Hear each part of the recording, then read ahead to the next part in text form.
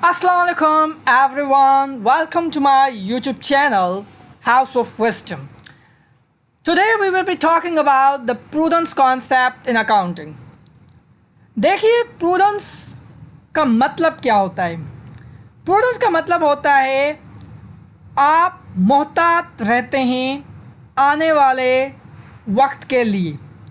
किस चीज़ से मोहतात रहते हैं? आप मोहतात रहते हैं अपने आने वाले लॉसेस से, आने वाली लाइबिलिटीज़ से, आने वाले एक्सपेंडिचर्स से। यानी कि आप प्रिपेयर्ड रहते हैं कि मुझे कितना नुकसान होना है, मुझे कितने एक्सपेंसेस अदा करने हैं, कितनी लाइबिलिटीज़ फेस करनी है। आप ये पहले से ही एस्टिमेट करते हैं, अब पहले से ही मोहतात रहते हैं। सो इसको हम प्रूडेंस कहते हैं। अब प्रूडेंस कॉन्सेप्ट क्या है अकाउंटिंग में, देखते हैं। प्रूडेंस कॉन्सेप्ट कहता है assets, revenues, profits should not be overstate. यानी कि आप रेवेन्यूज हो गए, प्रॉफिट्स हो गए, एसेट्स हो गए, उनको बढ़ा चढ़ा के पेश नहीं करेंगे बैलेंस शीट में और अपनी इनकम स्टेटमेंट में। इसी तरह से आप लाइबिलिटीज़, एक्सपेंसेस और लॉसेस को अंडर स्टेट नहीं करेंगे, उनको कम से कम नहीं दिखाएंगी। अब ऐसा क्यों है? देखिए, हर कंपनी चाहती है कि हम अपने एसेट्स, रेवेन्यूज़ और प्रॉफिट्स को बहुत ज़्यादा दिखाएं। क्यों? क्योंकि आपको मालूम है कि प्रॉफिट्स को देखते हुए आपके इन्वेस्टर्स अट्रैक्ट होते हैं। वो ये देखते हैं कि कंपनी अच्छा परफॉर्म कर रही है, अगर हम इस कंपनी के शेयर्स बाय करेंगे तो हमको कल को अच्छे डिविडेंड्स मिलेंगे। सो कंपनीज यही चाहती हैं कि उनके प्रॉफिट्स ज़्यादा से ज़्यादा हों। इसी तरीके से लॉसेस कम से कम हों, क्योंकि अगर कंपनी लॉसेस शो करेगी तो इन्वेस्टर भाग जाएगा। वो ये देखेगा कि इस कंपनी में इन्वेस्ट करने से मुझे लॉसेस हो सकते हैं, सो इससे बेहतर है कि मैं अपना पैसा किसी और कंपनी में लगाऊं। इसी तरीके से आपके एसेट्स होते हैं। एसेट्स कौन देखता है? एसेट्स देखते हैं आपकी बैंक्स। जब आप बैंक से लोन लेने जाते हैं तो आपकी जो बैंक्स हैं वो ये देखती हैं कि आपकी कंपनी के पास कितने एसेट्स हैं। क्यों? क्योंकि बैंक आपको लोन दे रही है, वो लोन दे रही है आज और आपको कल उसको लौटाना है। आपके एसेट्स को देखते हुए बैंक ये अंदाज़ा लगाएगी कि अगर कंपनी फ्यूचर में अच्छा परफॉर्म नहीं करती, लॉसेस होते हैं, कंपनी को दिवालिया निकल जाता है, बैंकरप्ट भी हो जाती है, तब भी कंपनी के पास इतने एसेट्स मौजूद हैं उसके बैलेंस शीट में जिसको वो सेल करते मुझे अपना पैसा रिकवर कर सकती है। यानी कि मेरा रिस्क इस कंपनी में कम है अगर इस कंपनी के एसेट्स ज़्यादा हैं तो कंपनीज क्या करती हैं? एसेट्स को ज़्यादा से ज़्यादा दिखाना पसंद करती हैं। इसी तरीके से लाइबिलिटीज़ को कम से कम दिखाना पसंद करेंगी। क्यों? क्योंकि लाइबिलिटीज़ का मतलब होता है कि आपको एक्सटर्नल पार्टीज़ को कुछ ना कुछ पैसे देने होते हैं, लौटाने होते हैं। अब बैंक ये देखेगी कि इनको तो पहले से ही इतने ज़्यादा पैसे चुकाने हैं, मुझे लोन कब देगी? तो इससे बेहतर है कि मैं इनको लोन ही ना दूं, रिस्की कंपनी है। तो इससे क्या होगा? कंपनीज कम से कम लाइबिलिटीज़ रिकॉर्ड पसंद करती हैं, रिकॉर्ड करना। इसलिए ये प्रूडेंस कॉन्सेप्ट लाया गया कि आप उतने ही एसेट्स रिकॉर्ड करें जितने आपके एसेट्स हैं, आपके जितने प्रॉफिट्स हैं जो आप 100% कॉन्फिडेंट हैं कि आप उनको रियलाइज़ करेंगे, उन्हीं को रिकॉर्ड करें। जो आपको रेवेन्यू रियलाइज़ हो चुका है उसी को रिकॉर्ड करें, ओवर स्टेट करने की ज़रूरत नहीं है। क्यों? क्योंकि आप इससे गलत पिक्चर दे रहे हैं बैंक्स को, इन्वेस्टर्स को और दीजर स्टेक होल्डर्स को। कंपनी तो चाहती है, लेकिन अकाउंटिंग जो लॉज बनाने वाले हैं, रेगुलेटर्स हैं, वो ये देखते हैं कि कल को जो इन्वेस्टर्स हैं उनके साथ धोखा ना हो जाए, बैंक के साथ धोखा ना हो जाए। तो इससे बेहतर है कि हम ऐसे लॉज बनाएं जिससे ये अश्योर हो जाए कि एसेट्स रेवेन्यूज़ या प्रॉफिट्स हैं वो ओवर स्टेट ना दिखाए जाएं। अगर आप ओवर स्टेट दिखाएंगे तो कल को जब आप कंपनी की ऑडिट होगी तो आप पकड़े जाओगे और फिर आपकी रेपुटेशन ख़राब होगी। इसी तरीके से जो लॉसेस हैं, जो एक्सपेंसेस हैं, जो लायबिलिटीज़ हैं, वो आपको इन्वेस्टर्स को बताने होंगे। क्यों? क्योंकि आने वाले वक्त में अगर आपके पास जो लॉसेस होंगे, अगर उनको नहीं मालूम होगा और वो अच्छी अच्छी पिक्चर देखते हुए आपकी कंपनी में इन्वेस्ट कर देंगे, तो अगर उनको धचका लगा, कल को लॉस हो गया आपकी कंपनी को, आपने छुपा लिया, तो क्या होगा? इन्वेस्टर्स के साथ धोखा होगा। तो इस वजह से इन्वेस्टर्स को सही पिक्चर देने के लिए, ट्रू एंड फेयर पिक्चर देने के लिए प्रूडेंस कॉन्सेप्ट को लाया गया और उसमें ये बताया गया कि आप एक्सपेंसेस या लॉसेस या लायबिलिटीज़ को अंडरस्टेट नहीं कर सकते। ज़रा से चांस पे प्रॉबेबल लायबिलिटीज़ हो गई, प्रॉबेबल एसेट एक्सपेंसेस हो गए, लॉसेस हो गए, रिकॉर्ड कर दो ताकि आप इन्वेस्टर्स को बता सको कि मुझे आने वाले वक्त में ये लॉसेस हो सकते हैं। आप मोहतात रहें हमारी कंपनी में इन्वेस्ट करने से पहले। सो प्रूडेंस कॉन्सेप्ट का जो इम्पॉर्टेंस है वो मैंने आपको बता दी। अब कुछ एग्जांपल्स को डिस्कस करते हैं। देखें, एसेट्स, आपको मालूम है कि आपका डेटा जो है वो आपका एसेट होता है, रिसीवेबल आपका एसेट होता है। देखिए, हर कंपनी क्रेडिट पे काम करती है, वो क्रेडिट पे सेल करती जाती है, बहुत ज़्यादा उसने सेल कर ली है। अब इससे होगा क्या?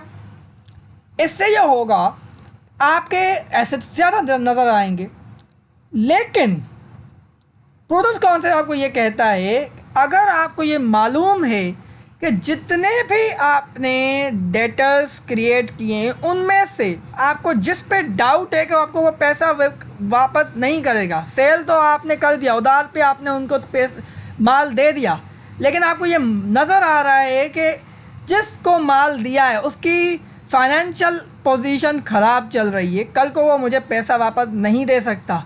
तो बेहतर ये है कि आज के आज आप उस प्रोबेबल लॉस को रिकॉर्ड कर दें ताकि वो लॉस इन्वेस्टर्स को भी नज़र आए, आपके एसेट्स ओवर स्टेट ना हो। इसी तरीके से रेवेन्यू, फॉर इंस्टेंस आपका बिजनेस है ऑनलाइन का जिसमें आप सेल करते हैं शूज़ और क्लॉथ्स को। आपको एक ऑर्डर डिलीवर हुआ, लेकिन कस्टमर्स की शर्त ये है कि हम तभी आपके शूज़ रिसीव करेंगे या क्लॉथ्स रिसीव करेंगे अगर उनकी क्वालिटी अच्छी होगी।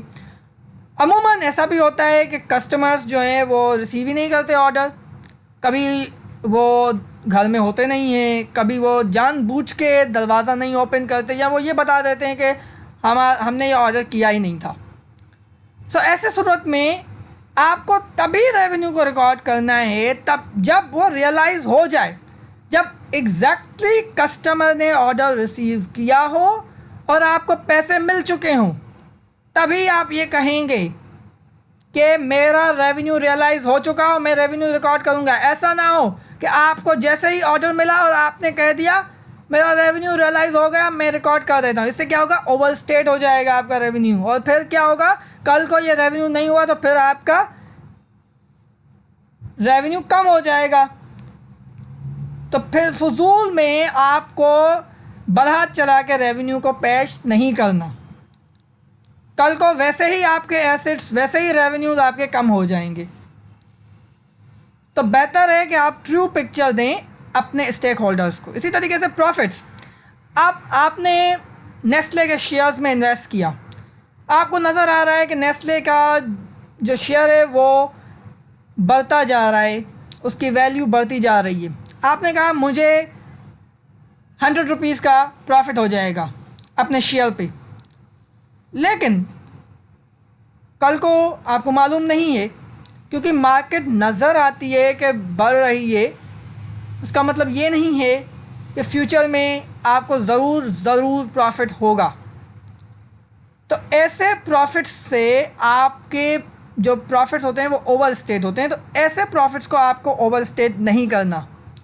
जो आपको नज़र आए हों जब तक वो रियलाइज़ ना हो जाएं, जब तक आपने उन शेयर्स को बेचते वो प्रॉफिट ना लो, तब तक आप उसको रिकॉर्ड नहीं कर सकते। आप इस बिना पे रिकॉर्ड नहीं कर सकते कि मुझे लग रहा है कि मार्केट ऊपर जा रही है तो मुझे इतना प्रॉफिट होगा, रिकॉर्ड नहीं कर सकते। प्रूडेंस कॉन्सेप्ट मना करता है कि आप ओवर स्टेट नहीं कर सकते अपने प्रॉफिट्स को, रेवेन्यूज़ को, एसेट्स को।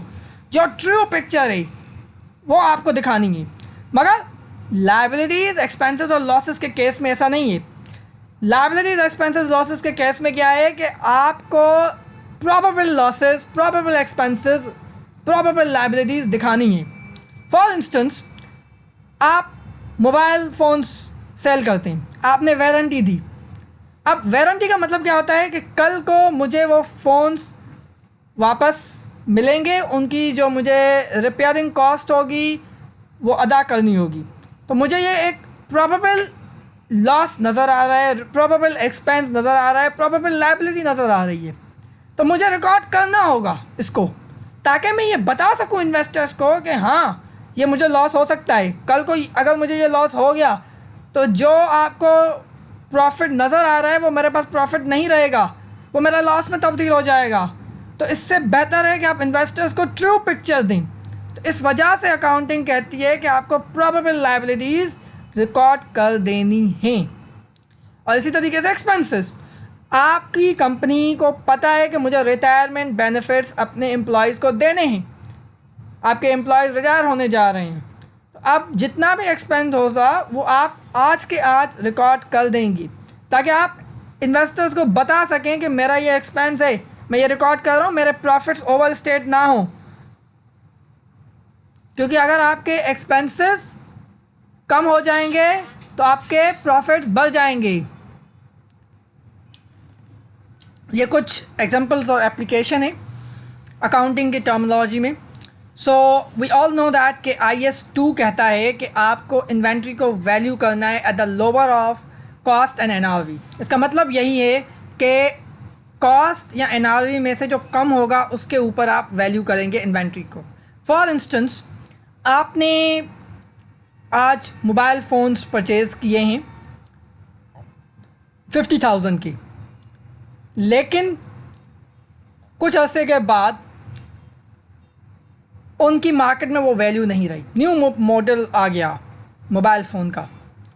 सो आपको मार्केट में ये नज़र आ रहा है कि मुझे अब मोबाइल जो है वो 40,000 का बेचना पड़ेगा, उसकी मार्केट में वैल्यू गिर गई है, न्यू मॉडल आ गया है। तो आपको किस पे रिकॉर्ड करना है? Lower of cost and NRV, यानी कि NRV 40,000, कॉस्ट 50,000, क्योंकि कॉस्ट पे आपने ख़रीदा था और आपने जो रियलाइज़ करना है वो आपको 40,000 मिलेंगी। सो ओवर स्टेट नहीं करना है एसेट्स को। इसकी वजह से ये रूल बनाया गया IS2 में कि आपको इन्वेंट्री को value lower of cost and NRV पे करना है, यानी कि आप 40,000 पे रिकॉर्ड करेंगे। इससे आपकी जो इन्वेंट्री जो ओवर स्टेट होनी थी वो बच जाएगी। इसी तरीके से डेटर्स हो गए। डेटर्स का मैंने आपको एग्जांपल दिया। आपने क्रेडिट सेल्स किए, उसमें से बहुत सारे डेटर्स जो हैं वो डाउट थे कि वो कल को बैड डेट्स होंगे, तो उसको आज के आज आपको रिमूव कर देना है अलाउंस फॉर डाउटफुल डेट्स को रिकॉर्ड करते हुए। डेटर्स में से आप अगर allowance for doubtful debts minus करेंगे तो आपके पास नेट डेटर्स बचते हैं, वही आपकी एसेट्स की फिगर होगी। इससे क्या होगा? आपके जो एसेट्स हैं वो ओवर स्टेट नहीं होंगे। इसी तरीके से एक्सपेंसेस के बारे में क्या कहता है प्रूडेंस कॉन्सेप्ट? उनको अंडर स्टेट नहीं करना। लॉसेस हो गए, एक्सपेंसेस हो गए, लायबिलिटीज़ हो गए, उनको रिकॉर्ड करना है। सो इसकी जो एप्लीकेशन है वो क्या है? एप्लीकेशन में क्या है कि आपको जब पता है कि मुझे क्रेडिट रिस्क होना है, यानी कि आपको ये नज़र आ रहा है कि बैंक को कि मैंने जितने भी लोन्स दिए हैं उसमें से मुझे कुछ ऐसे लोग हैं जो मुझे पैसे वापस नहीं करेंगे, तो मुझे एक क्रेडिट रिस्क नज़र आ रहा है, तो उसके बारे में मैं प्रोविज़न क्रिएट करूँगा और मैं उसको पहले से रिकॉर्ड कर दूँगा। इसी तरीके से वारंटी जो होती है उसकी रिपेयरिंग कॉस्ट होती है, जो एक्सपेंस होता है जो फ्यूचर में मुझे होने वाला है उसको आज के आज मुझे रिकॉर्ड कर देना है। लॉ सूट जो लॉसेस होते हैं, देखिए आपके पास कोर्ट में काफ़ी केसेस होते हैं जो अगर आप हारते हो तो आपको बहुत बड़ी कॉस्ट जो है वो देनी होती है। तो उन लॉसेस को भी आप रिकॉर्ड कर देंगे आज के आज। कल को हो सकता है कि आप केस जीत जाएं, हो सकता है कि आपने जो मोबाइल फ़ोन्स बेचे हैं वो रिपेयर ही ना हो, आपके मोबाइल्स अच्छे काम करें, वो वापस ही ना आए आपके पास। लेकिन क्योंकि प्रोबेबल हैं ये लॉसेस, लायबिलिटीज़, तो आपको रिकॉर्ड करने ही हो सकते हैं। होने के बिना पे आपको ट्रू पिक्चर देनी है अपने इन्वेस्टर्स को, अपने स्टेक होल्डर्स को। और अच्छी बात क्या है कि अगर कल को वो लॉसेस नहीं हुए तो आपकी वो इनकम में कन्वर्ट हो जाती हैं, ठीक है। क्योंकि हर साल के एंड में हम रिव्यू करते हैं लॉसेस को कि मुझे कितना प्रोबेबल लॉस हो सकता है, बढ़ भी सकता है, कम भी हो सकता है। तो अगर वो वारंटी 2 साल की थी और 2 साल आपके ख़त्म हो गए, आपको कोई मोबाइल वापस नहीं मिला, तो अब आपने जो रिकॉर्ड किया था लॉस एक्सपेंस वो आपका इनकम में तब्दील हो जाएगा। तो कितनी अच्छी बात है। सो प्रूडेंट रहें, वाइज रहें, कॉशियस रहें। इसी तरीके से रेवेन्यू में क्या होता है कि बहुत सारे जो कॉन्ट्रैक्ट्स होते हैं, जब आप कॉन्ट्रैक्ट करते हो उस वक्त आपने सेल नहीं किया होता, कॉन्ट्रैक्ट कैंसिल भी हो सकता है। तो ऐसी सूरत में क्या होता है कि जो आपको अकाउंटिंग कहती है वो ये कहती है कि जब आप कॉन्ट्रैक्ट करें तो आप रिकॉर्ड ना करें अपने रेवेन्यू को, वो कॉन्ट्रैक्ट ख़त्म भी हो सकता है।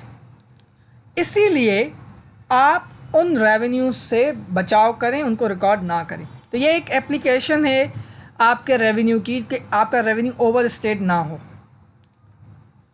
होपफुली आपको जो प्रूडेंस कॉन्सेप्ट है वो बेहतर तरीके से समझ आया होगा। और अगर आपको इससे कुछ फ़ायदा हुआ है वीडियो से, तो मेरे जो चैनल है उसको सब्सक्राइब करें और मेरी वीडियोस को शेयर करें, अपने फ्रेंड्स को दिखाएं और प्रूडेंस कॉन्सेप्ट के बारे में उनको भी बताएं। Thank you.